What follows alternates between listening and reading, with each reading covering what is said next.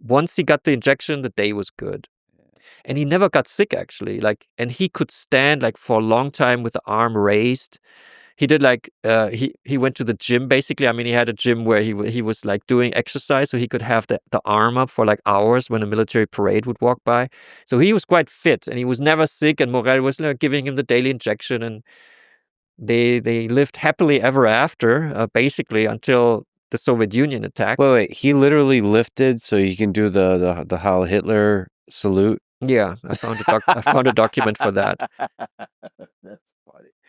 Oh God, that's dark. He had an expander, we say. I don't know, do you use that word in English? Expander? Oh, like a band. Yeah, it's like this. You do Yeah, I have one of those. Yeah, that's what he did. In front of the window. Well, at least he's not doing it in front of a mirror. Okay, wow, that's dark. Okay. Those little details, yet another reminder that he's just a human being. It's hard to keep your arm up for hours. You can't let it down. If you keep it up, that's what it's all about, He was very much about the facade, right? He's very important to present himself in a certain kind of way when he's giving the speeches. Yeah, everything was orchestrated. The Nazis were masters in propaganda. They really knew how to create the perfect image.